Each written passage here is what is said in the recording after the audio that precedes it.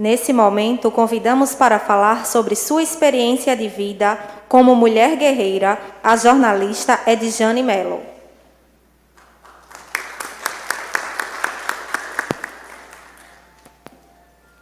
Boa tarde a todos. Deixa eu abaixar um pouquinho aqui que eu sou pequena. Eu quero agradecer a deputada por essa oportunidade e parabenizar todas as pessoas que estão aqui. E justamente pelos motivos que a deputada falou, hoje um dia de chuva, mas nós valorizamos esse momento e estamos aqui. Fizemos um esforço para chegar até aqui. Então, muito obrigada a todos que estão aqui, tá? Falar um pouco da minha trajetória, falar o que é uma mulher guerreira, eu gostaria de convidar todos vocês para que entendessem o que é uma guerreira. Uma guerreira é alguém que vai à guerra, é alguém que luta, é alguém que combate. Para quê? Para salvar, para conquistar, para vencer. Só que, para vencer, são necessários alguns atributos e algumas habilidades. E eu chamo vocês a atenção para isso. Eu acredito que todos nós, incluindo os homens que estão aqui, querem vencer sempre. Então, nós precisamos ter algumas habilidades para que a gente possa vencer. No ano de 2015, eu fui diagnosticada com câncer coloretal. Nós estamos até no mês de prevenção ao câncer coloretal.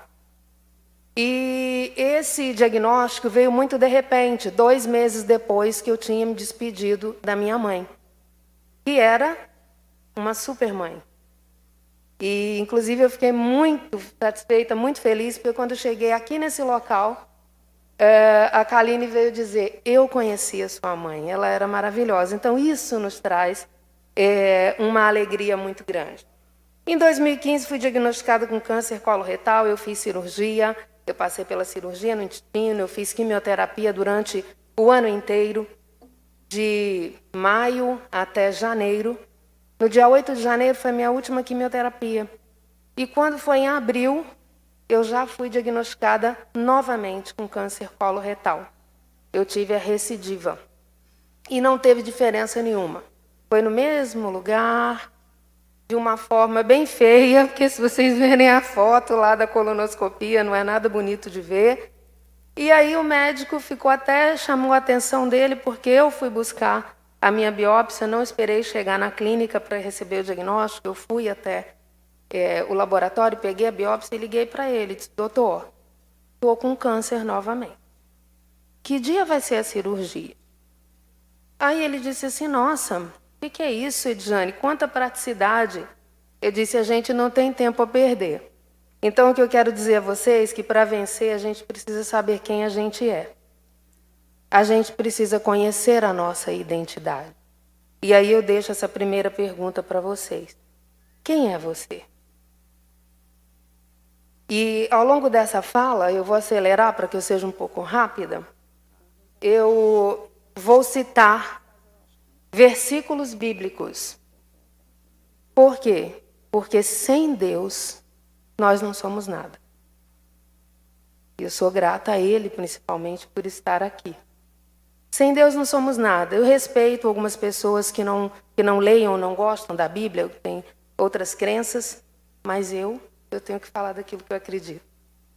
Então, falando em identidade, quem é você? Lá em João, capítulo 1, versículo 12, diz, contudo, aos que o receberam, aos que creram em seu nome, deu-lhes o direito de se tornarem filhos de Deus. Eu sei quem eu sou. Eu sou filha de Deus. E aí, quando foi no ano de 2018, vou acelerar um pouco, 2016 eu fiz a cirurgia, não passei por tratamento de quimioterapia. 2017 foi um ano de descanso, né? Eu nem fiz quimioterapia, não fiz cirurgia, eu fui viver minha vida de forma comum. Em 2018, outro diagnóstico. Eu fiz a colonoscopia, fiz ressonância, PET-CT. Quem conhece esse universo do tratamento oncológico sabe bem o que eu estou falando. E aí, em 2018, veio o diagnóstico. O câncer não estava mais no intestino, graças a Deus, mas ele tinha se alojado, encontrado um outro lugar para ele, que foi o peritônio. E aí, isso foi um diagnóstico mais difícil. Meu médico, uma pessoa em quem eu confio muito, o Dr. Rafael Torquato, me disse: Ediane, você vai precisar fazer uma cirurgia, ela é mais ampla, faça uma consulta em São Paulo com o cirurgião, Dr. Heber Salvador. E lá fui eu. Dezembro de 2018, eu estava fazendo essa consulta, quando eu voltei de lá com a informação que a cirurgia iria custar em torno de R$46 mil, que eu precisaria me hospedar em São Paulo durante 30 dias, porque ele não iria me liberar para voltar para Maceió imediatamente após a saída do hospital, que já seria com vários dias.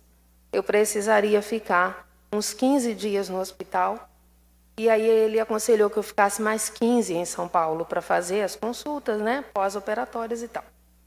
Voltando com essa informação, eu pensei, não tenho condições financeiras para fazer essa cirurgia agora. Não tenho condições psicológicas e nem do dia a dia para fazer essa cirurgia agora. Eu tenho filho, eu tenho a rotina de trabalho e eu vou ajustar a minha vida. Então, quero dizer para vocês que para vencer, além da gente saber quem a gente precisa ter clareza de onde a gente quer chegar. Quem não sabe aonde quer chegar, qualquer caminho serve. E você pode pegar um caminho bastante obscuro.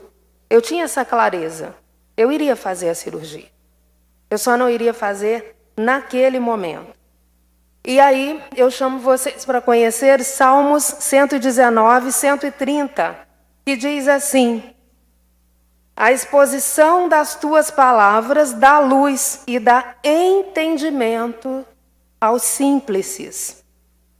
E aí, em 2019, com essa clareza de onde eu queria chegar, aconteceu uma coisa muito bonita na nossa vida. Na nossa vida, quando a gente está passando por algo bom, a gente precisa estar atento, porque todo algo bom tem um lado ruim. E quando nós estamos passando por algo ruim, fique atento, observe. Não é só ruim, tem o lado bom.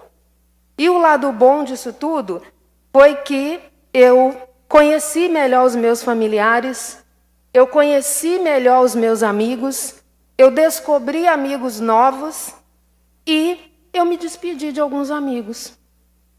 Porque nesse momento, quando a gente chega no fundo do poço, acontece uma seleção natural. A gente passa a conhecer com quem a gente está lidando. E aí, nós estamos em evolução, utilizando aquela inteligência, a gente precisa o quê? Se separar das pessoas que não servem para caminhar com a gente. E se apegar um pouco mais àquelas que fazem diferença em nossas vidas. Então, aconteceu campanha, não é? Para que a minha cirurgia ocorresse lá em São Paulo. Foi uma coisa linda, gente. Teve o bazar dos jornalistas, teve uma rifa feita pelos amigos do meu filho, estudantes lá do Santa Úrsula, com apoio dos seus pais, uma maravilha. Teve futebol dos jornalistas. Então, assim, um momento que tinha tudo para ser ruim, de sofrimento, acabou sendo muito leve, muito agradável.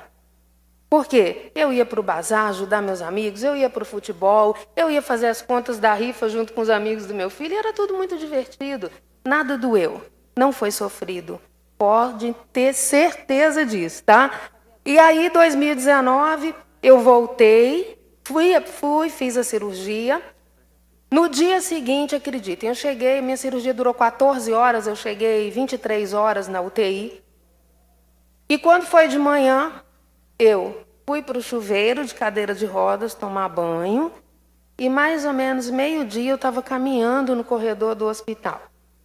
Caminhando de forma meio, capenga e segurando o lençol. Porque como não era dia de caminhada, eu surpreendi os médicos, os enfermeiros, os fisioterapeutas. Eu nem de roupa estava, gente. Eu estava enrolada num lençol. Porque a cirurgia só tinha 12 horas. Mas eu tinha clareza onde eu queria chegar. E naquele momento, eu queria voltar para casa. Eu precisava voltar para casa. Eu precisava acompanhar a vida do meu filho único. Eu já não tinha mais o meu pai, minha mãe, eu separada, meu filho único, e aí?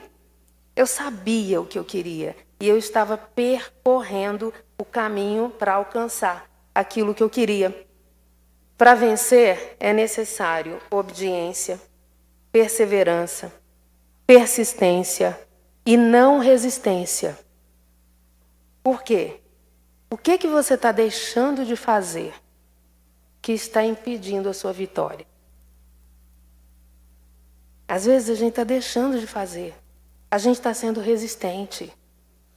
E é a persistência e não a resistência que faz a gente vencer. Deuteronômio 5:29. Quem dera eles tivessem sempre no coração esta disposição para temer-me e para obedecer a todos os meus mandamentos. Assim, tudo iria bem com eles e com seus descendentes para sempre. Eu acredito que todos aqui querem ficar bem para sempre. 2020 veio a pandemia, estava todo mundo sofrendo junto, com medo, preso em casa, e eu recebi mais um diagnóstico. Muito obrigada. Mais um diagnóstico de câncer no peritônio. Eu já tinha feito a cirurgia, eu já tinha feito a quimioterapia, e veio mais esse diagnóstico. E aí o doutor Rafael me disse: Edjane, temos que partir para uma nova cirurgia. Eu disse: não estou animada mais para fazer cirurgia. Não estou querendo mais fazer cirurgia, doutor Rafael. Existe alguma outra possibilidade? Mas sempre dizendo, lembra que eu disse para vocês que não era para ser resistente? Não é? Muito menos rebelde. Na Bíblia também diz que Deus não nos deu o espírito de rebeldia. Então, eu disse, tem outra saída? Se não tiver, eu vou fazer a cirurgia. Mas eu não estou querendo. Ele disse, existe uma saída sim, que é uma ablação percutânea. O plano geralmente não autoriza. E aí eu sentei, eu já tinha começado a estudar a Bíblia. Eu não estudava a Bíblia anteriormente, tá, gente? Eu confiava em Deus, sempre sabendo quem eu era, com muita fé, mas eu não sentava para ler esse manual de vida na Terra. Então eu estava indo pela minha mente, pela força do meu braço, guerreando, lutando, não é? E eu resolvi entregar a Deus. Eu disse, Senhor, na Bíblia está escrito que o Senhor não nos deu espírito de dúvida. Só que eu sou humana e eu estou sentindo dúvida, porque nós precisamos também aceitar aquilo que nós sentimos, não é? Assumir os nossos erros. Nós somos humanos e Ele nos perdoa, né? E aí eu entreguei na mão de Deus. Cirurgia ou ablação? O doutor Ives, que foi quem fez o procedimento, mandou a solicitação para o plano de saúde. E acreditem, gente, com 3 dias, o plano de saúde autorizou um procedimento que o plano não autorizava. E que ele disse assim, Edjane, nós vamos mandar a solicitação, se eles derem a negativa, a gente refaz a solicitação, atendendo o que eles pedirem, vamos tentar uma 3ª vez, até a gente conseguir. E na primeira, com 3 dias, conseguiu. E eu entendi que aquilo era uma resposta de Deus para o questionamento que eu estava trazendo, cirurgia ou ablação. E o plano não autorizou a cirurgia, e autorizou a ablação. Eu disse, Senhor, muito obrigada por essa resposta, vamos para a ablação. Fiz a ablação, e quando eu fui fazer o exame, dias depois, para ver como tinha sido o procedimento tinha sido um sucesso. Porém, na ressonância magnética mostrou vários tumores nos pulmões. E aí o doutor Rafael me chamou para conversar, disse, eu quero ter uma conversa muito séria com você. É necessário mais atenção, Edjane. Agora o bandido, como ele chama, saiu de um lugar que ele estava só naquela região e agora ele está em outra região. Gente, eu estava sentada na frente do doutor Rafael, o exame aberto, eu fiz só assim com a mão esquerda, doutor, vou dormir tranquila. Aí ele virou e disse assim, eu acho que você precisa marcar uma consulta com uma psicóloga. Eu falei, você está achando que eu estou nervosa ou doida, né? Mas eu não estou, não. Vou te dizer mais uma coisa, isso tudo aí vai sumir. passei a mão, disse, tudo aí vai sumir. E eu precisava desse exame aí, desse jeito, para eu poder ter outro limpinho para comparar e mostrar às pessoas. Ele, eu não estou acreditando que você vai dormir tranquila. Eu disse, eu não só vou dormir tranquila, como eu já estou tranquila. Quais são os próximos passos? Então eu tenho aqui para vocês, para dizer que para vencer é preciso escolher com quem você vai andar. Lembra que eu disse que alguns amigos foram selecionados pela ocasião? Pronto. Você tem que escolher com quem você vai andar. E eu escolhi o Dr. Rafael Torquato, em quem eu confio muito, indico. É aquela pessoa que acredita mais do que eu, tem horas, na caminhada. Estuda, me passa segurança, que é muito importante isso. Sabe, então eu ando com mentores, com pessoas que fazem a diferença. Josué 24:15. Se, porém, não agrada a vocês servir ao Senhor, escolham hoje a quem irão servir. Se aos deuses que os seus antepassados serviram além do Eufrates, ou aos deuses dos amorreus, em cuja terra vocês estão vivendo. Mas eu e a minha família serviremos ao Senhor. 2021, o ano passado, câncer no pulmão. Eu já conhecia muito mais da Bíblia. Eu já tinha estudado a Bíblia durante um ano. Eu comecei a fazer o tratamento de quimioterapia, eu fiz a primeira sessão, a segunda. Na terceira sessão, uma dor muito forte veio nas costas. Eram 3 dias de quimioterapia, eu passava um dia inteiro lá na Med-Rad, tomando a medicação. Depois eu ia para casa com uma bomba de quimioterapia, plugada no catéter que eu tenho aqui ainda. E ficava o sábado e no domingo, quando a medicação terminava, eu ia tirar.